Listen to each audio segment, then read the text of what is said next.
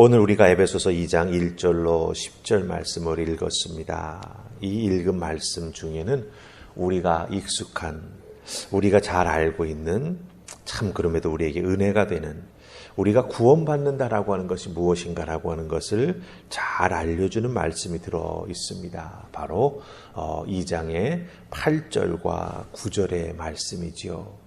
우리 8절 9절 말씀 한번 다시 같이 읽어볼까요? 자, 찾으셨지요? 같이 읽습니다. 시작. 너희는 그 은혜에 의하여 믿음으로 말미암아 구원을 받았으니 이것은 너희에게서 난 것이 아니요 하나님의 선물이라. 행위에서 난 것이 아니니 이는 누구든지 자랑하지 못하게 함이라. 아멘. 예, 이 말씀을 우리가 잘 이해한다면 우리가 신앙생활에 나아가면서 절대로 교만해질 수가 없습니다. 예, 내가 하나님 앞에 나와 예배할 수 있음이 어디에서부터 시작됐는가라고 하는 걸 오늘 이 말씀은 우리에게 정확히 알려주고 있죠. 그렇기 때문에 내가 뭐 해서, 나 때문에 이런 생각을 할 수 없게 되니 우리는 교만해질 수가 없습니다. 그리고 이 말씀을 우리 마음속에 잘 새겨놓으면 우리는 어떤 상황 속에서도 주님만 바라보는 신앙생활을 할 수 있다라고 하는 거죠.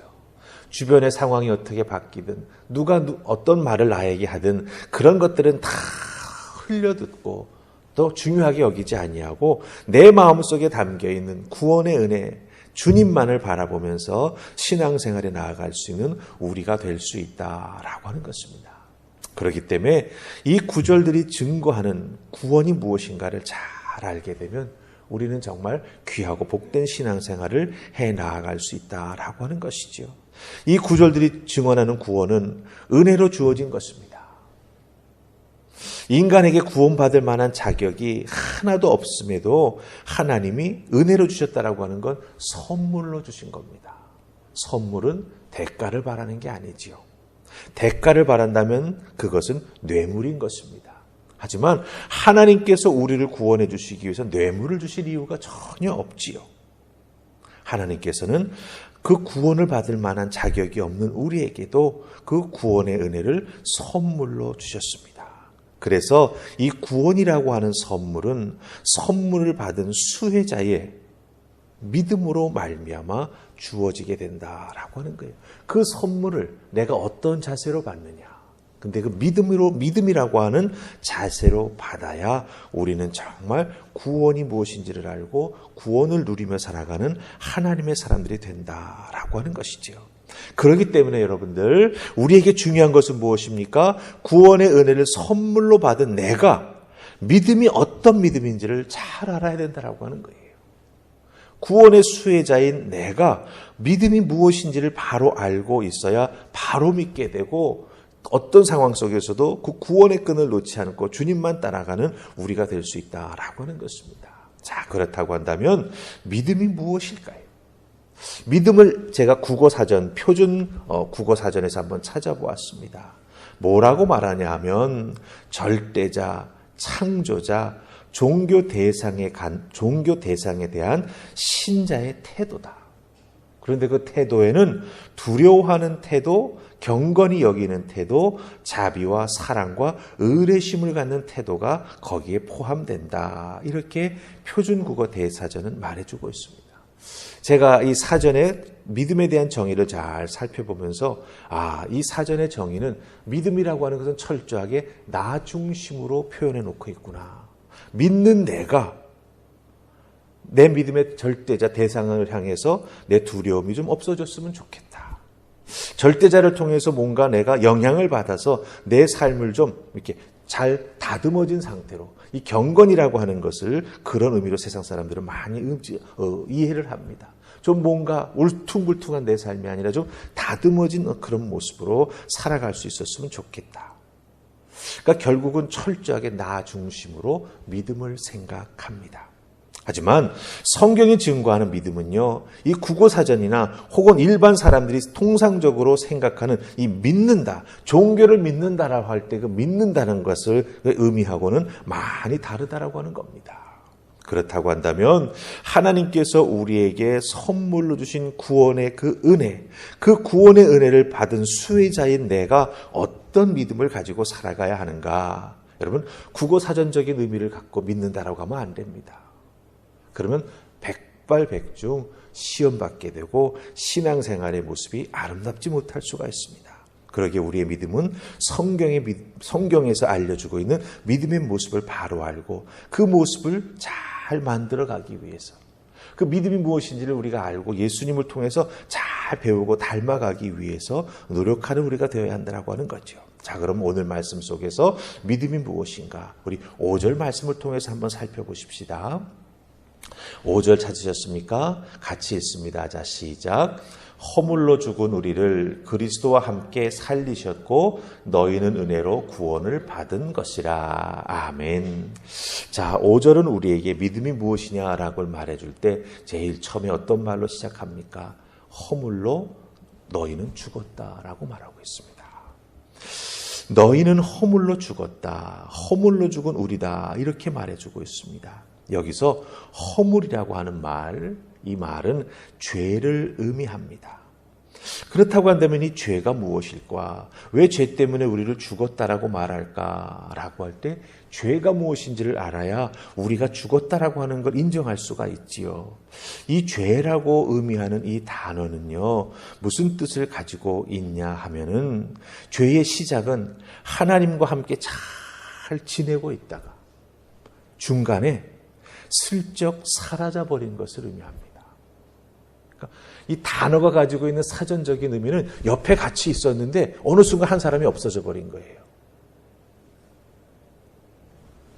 그런데 우리는 이 죄의 시작이 어디서 잘 시작됐는지 아시지 않습니까? 아담과 하와가 하나님과 얼마나 잘 지내고 있었습니까? 하나님 옆에 늘 있었죠. 하나님 앞에 나아가도 벌거벗은 것이 전혀 부끄럽지 않았습니다. 하나님 만나는 것이 전혀 두렵지 않았습니다. 그런데 아담과 하와가 선악과를 따먹은 다음에 하나님이 두려워졌습니다. 하나님이 에덴 동산을 거니시는 소리를 듣고 아담과 하와가 무엇하지요? 하나님 시야에서 슬쩍 숨어보겠다고 나무 뒤에 숨지 않습니까? 이게 바로 죄입니다. 이게 바로 허물이라고 하는 헬라어 단어가 가지고 있는 중요한 의미예요. 옆에 같이 있다가 슬쩍 사라져버린 거예요. 이게 바로 죄입니다. 따라서 여러분들, 믿음이라고 하는 것은 무엇입니까? 제일 먼저 내 자신이 하나님과 멀어졌다라고 하는 것을 알고 인정하고 그 멀어진 이유가 바로 나 자신의 불순종이 있다라고 하는 것을 깨달아 아는 것입니다. 이게 바로 정말 중요한 믿음의 출발점이 된다라고 하는 것이죠. 하지만 우리는 이 세상 속에서 교육받고 자라나지 않습니까? 기독교적인 배경이 없는 상황 속에서 믿는다라고 하는 것은 그런 의미에서 살펴보자면 이런 것들은 전혀 생각하지 아니하고 내가 뭐 한다, 내가 주도적으로 뭘 해서 뭘 믿는다라고 생각하는 거죠. 그렇기 때문에 자기의 불순종을 인정하기도 참 어렵고 죽을 수밖에 없는 존재가 자기라고 하는 것을 인정하고 받아들이는 것은 더욱더 어렵습니다. 그렇기 때문에 이 고비를 잘 넘어서야 믿음 생활을 잘 하게 됩니다. 그런데 이 고비를 넘어설 수 있는 것이 어디에서 우리에게 주어집니까? 바로 오늘 말씀 5절에 나오죠. 그리스도와 함께 살리셨다라고 하는 거예요. 그리스도가 우리에게 은혜를, 하나님의 선물인 은혜를 전해주시기 위해서 찾아오셨다라고 하는 것입니다. 그래서 한 영혼 한 영혼 찾아다니시면서 만나주시고 그 영혼이 처해 있는 상황, 그 상황을 보시고 치유가 필요한 자에게는 치유를, 말씀을 통해서 깨달음이 필요한 자에게는 그 깨달음을, 그리고 삶을 함께 살아가시면서 모범을 보여주시면서 이끌어가야 될 사람들에게는 함께 따라오라고 불러주시면서 그들과 삶을 살아가시면서 예수 그리스도는 그들의 죄인된 모습을 하나하나 보여주시고 알려주시고 또한 그것을 벗어날 수 있도록 예수 그리스도의 십자가의 공로를 우리에게 허락해 주셨다라고 하는 것이지요. 그렇기 때문에 어떤 의미에서 이 믿음이라고 하는 것이 바로 생겨 나아가기 위해서는 주님과 동행해 나아가는 과정이 꼭 필요하다라고 하는 거죠. 거기에서 나의 나됨의 모습을 깨달아 알게 되고, 아, 내가 하나님과 잘 있다가 세상이 너무 좋아서 내가 슬쩍 하나님의 자리를 떠나버리고 말았구나. 다시 그 자리로 돌아가야겠구나. 그것을 깨달아 하는 은혜가 바로 우리 주님을 통해서, 주님께서 이 땅에서 공생에 3년 동안 해주셨던 그 사역과 십자가의 구원의 은혜를 통해서 우리가 깨달아 알게 되고, 주님을 나의 구세주로 고백하면서 주님 앞에 나아가 하나님을 향해 나아갈 수 있는 놀라운 구원의 은총을 덧입게 된다라고 하는 것입니다. 여러분에게 부탁합니다. 여러분이 가지고 있는 믿음의 상태, 제가 다 알 수는 없지요. 하지만 여러분은 분명히 내가 어떤 믿음을 가지고 있는지 잘 아실 것입니다. 부족한 부분이 있다면 주님께 도우심을 구하면서 흔들리지 아니하는 믿음. 나 같은 자를 위해 주님께서 오셔서 나를 구원해 주시고 살려 주셨으니 주님 감사합니다. 내 허물을 제가 잘 압니다. 이 허물을 반복하는 내가 되지 아니하도록 주여 도우시고 날마다 주님만 바라보며 나아가는 하나님의 사람 될 수 있도록 이끌어 주시옵소서. 이 기도할 때 우리 주님은 참 기뻐하실 것입니다. 정말 내가 구원의 은혜를 잘 베풀어 주었구나. 주님께서 이런 마음 가지실 수 있도록 오늘도 정말 주님 앞에 귀한 믿음으로 살아가는 은혜가 있기를 주님의 이름으로 축복합니다. 아멘. 우리 기도하십시다. 좋으신 하나님, 은혜 감사합니다. 오늘 주신 말씀 잘 기억하게 하옵소서.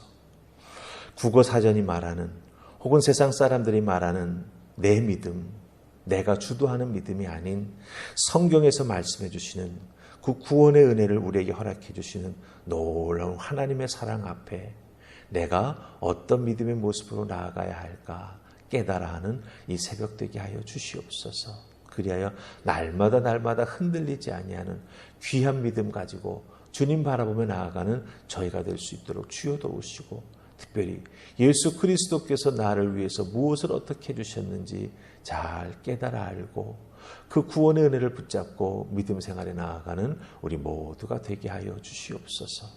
오늘도 하루를 주님과 동행할 수 있기를 소원하옵고 예수님 이름으로 기도하옵나이다. 아멘.